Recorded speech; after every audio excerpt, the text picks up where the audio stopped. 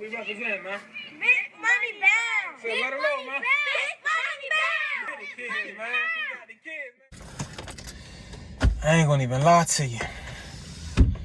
I'm so tired, I don't even feel like doing a car talk, but I love the supporters, you feel me? Y'all been rocking with me, so it's only right I gotta keep getting that love back, you feel me? Last night, I was covering the ER, and it wasn't a busy night. It wasn't really busy. It was very chill night. But I guess I'm mostly tired because that was my second night in a row, going into my third. I'm just like, I can use some more rest, that kind of thing. The workload itself wasn't really too tough on me. I started off with scheduled breathing treatments because I was covering the ER and I was covering another area called 6 South. It's right next door to the ER, so I was covering that and the ER. I had to do those scheduled treatments, but the good thing about those treatments was when I went there to do them, everybody refused them except one person. Well, that's not good, but I'm saying I made my assignment a little lighter. That's all I'm saying. It's not good. That's just what happened. Some people were saying, come back at 4. Some people saying, y'all don't want mine until I get my pain meds. And when it comes to those pain meds, man, like when people want their pain meds, they want them. I ain't gonna say when they acting like they in pain or when they just seeking pain meds, when they're addicted to pain meds, they just want pain meds. For whatever reason, when they want them, they want them. And if they don't get them, the whole hospital gonna hear about it. I mean, they're in there talking dirty. It's to the point where I'm like, if this patient really go crazy, I'm the only man that's in here. Do I gotta try to stop him? I'm like, you know what, I could go talk to him, just try to calm the situation down before it even gets there.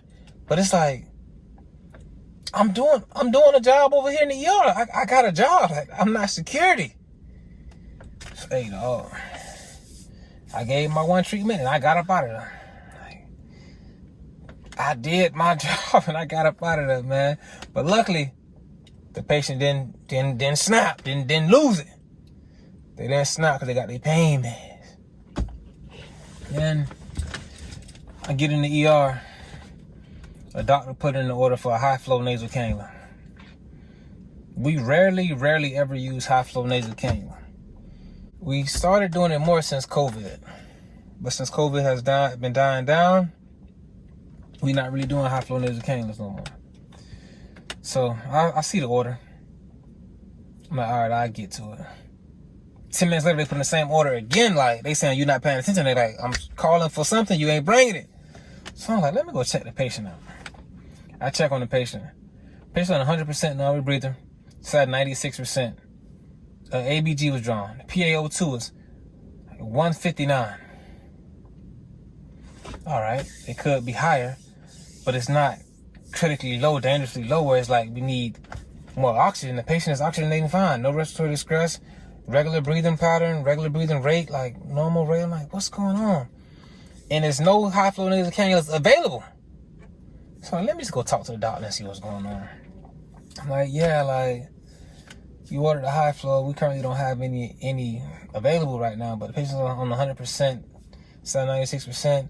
Yeah, but that's only a temporary fix. Bro,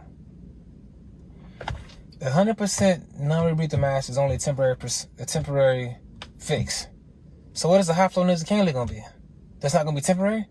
Whenever you get somebody additional amount of oxygen, whether it be 1 liter, 2 liter, 3 liter, this is all temporary oxygenated support until your body can go back to its normal state of room air and breathing on your own. Unless you need O2 forever. So it's all temporary. This is all temporary. The patient's on 100%. We wean him down to 70%, 50%. Then we do the nasal cannula, 4 liters, 3 liters, 2 liters. Like, this is all temporary. So I'm like, and then the doctor, okay, well, let me check ABG. Well, it's 159, so won't require the ICU. The patient is on a non-rebreather mask, sat at a normal rate. a normal saturation. Like, what's...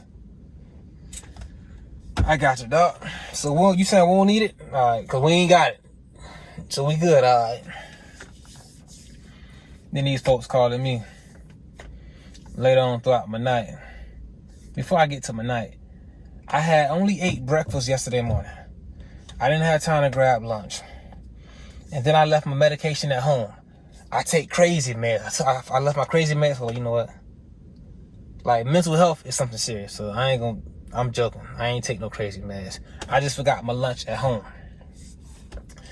So, no, I really didn't even have a lunch.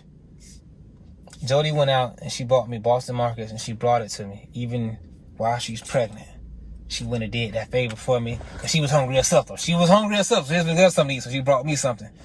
And I appreciate my baby for that. Because without that, I would have never had no food throughout the whole night. I'd only had the breakfast meal I had to hold me over. Even though I had a lot of food at breakfast, I still needed something to eat throughout the night. So she had brought me Boston Markets. I appreciate that, man. You know, I got to feed my muscles. I'm getting back in there. I'm telling you, I'm getting back in there, man. So I got to feed my muscles.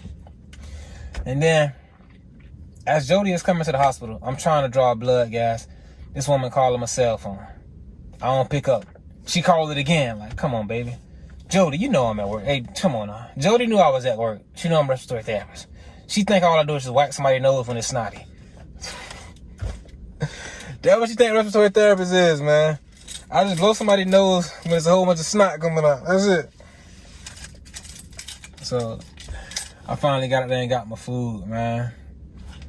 They tell me, bring a BiPAP to 78B. Patient coming in, and this patient is low saturation. They give me they say bring a vent. They say just bring a BiPAP to 78B. I'm like, all right, let me just. Normally I get more detail, more this and that, but it's like whenever I ask them for more information, they make it seem like I'm like being like a troublemaker, like causing conflict, causing problems. I don't know, bro. Bring a BiPAP. Why? Why do you want me to bring a BiPAP? So I just take the BiPAP by the room and just have it there ready when the patient comes in. They telling the nurse, yeah, the patient's coming in. They've been brought here by the paramedics. Patient's on room air sat at 70%. The nurse said, well, put him on some oxygen. Thank you. You sat in low, we put you on oxygen. But it's a temporary fix. So the patient come in on non-rebreather.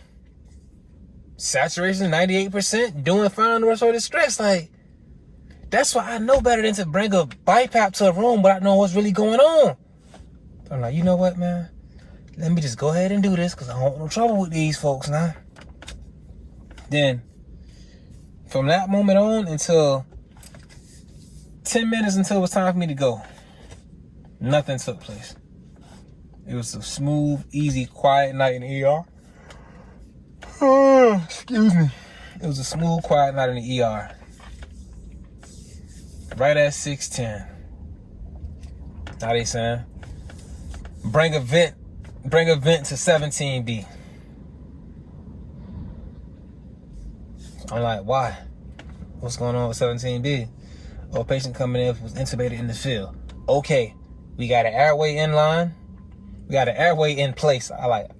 It's not in line, but I just like saying in line. We got an airway in place.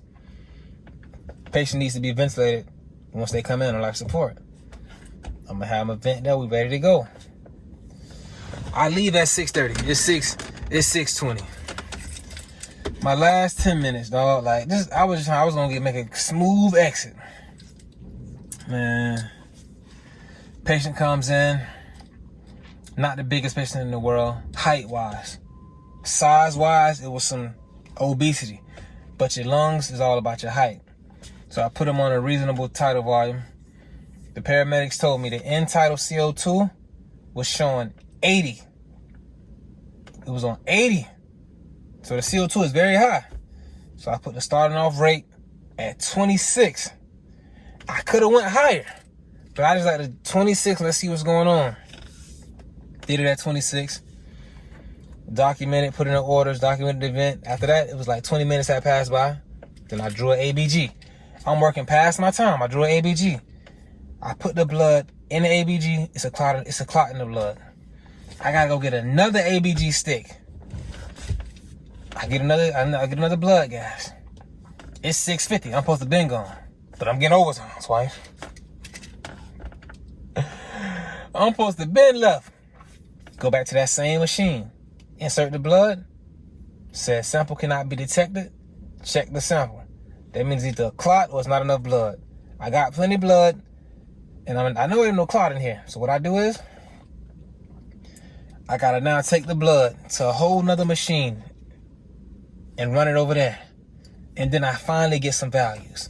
But at that time, I get those values, I'm telling the oncoming therapist what's going on in the ER, what's happening, why I'm over here, why I didn't draw the blood gas downstairs. And the CO2 was still in the 50s, and the overall pH was 7.20 something. I don't remember, man. Like I said, I'm tired. So they probably got to increase the rate even more. They could go 28 and 30. It all depends on how they feel about it. They could even increase the tidal volume. As long as they feel comfortable doing that, that's the orders they put in. I didn't feel comfortable doing that. The doctor saw my settings I put in and put in that same exact order. So the doctor agreed with what I did. And it's all about, And they said, now, there was a therapist was telling me that was coming on. They doubt if they'll increase the tidal volume. They just may increase the rate, because now they want low tidal volumes, high rates. But I told her that all depends on the doctor. Like, that's what they doing this month. Next month, some new doctors come in. It's gonna be a whole new ballpark. So, Thug told me she saw a patient that was in a unit on a tidal volume of 100. I told her, yeah, I'd have called security, because it would have had to stop messing with me. We getting out of hand now.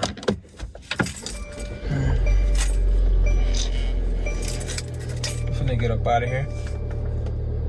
Finna order me some IHOP. I'm gonna order some IHOP on my phone.